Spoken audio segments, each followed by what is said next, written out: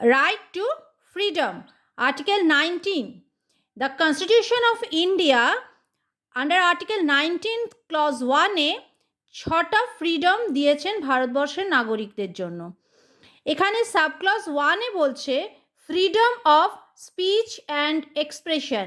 ভারতের প্রতিটা নাগরিকের বাক স্বাধীনতা রয়েছে, তাদের মতামত প্রকাশের স্বাধীনতা রয়েছে।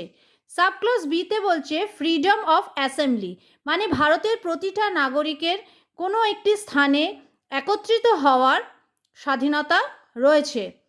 Subclause C freedom to form association or unions or cooperative societies। ভারতবর্ষের প্রতিটা নাগরিকের কোনো একটি অ্যাসোসিয়েশন ফর্ম করার, ইউনিয়ন ফর্ম করার অথবা কোঅপারেটিভ সোসাইটিস ফর্ম করার স্বাধীনতা রয়েছে।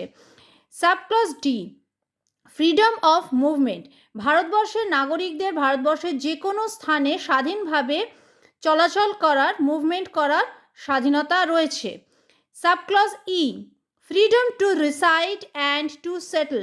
ভারতবর্ষের প্রতিটা নাগরিকের ভারতবর্ষের যে কোনো অঞ্চলে, যে কোনো স্থানে থাকার, সেটেল করার, সেখানে বসবাস করার ও স্বাধীনতা রয়েছে। সাবক্লজ এফ এটি 44th অ্যামেন্ডমেন্ট দ্বারা অমিটেড করা হয়েছে। Subclause G freedom of profession, occupation, trade or business. ভারতবর্ষের প্রতিটা নাগরিকের ভারতবর্ষের যে কোনো ধরনের প্রফেশন, অকুপেশন, ট্রেড অথবা বিজনেস করার স্বাধীনতা রয়েছে। এটা ছিল একটা শর্ট ভিডিও রাইট টু ফ্রিডমের ওপর। এরপরে আমরা একটা ডিটেলস ভিডিও নিয়ে আসব, সঙ্গে থাকুন। ধন্যবাদ।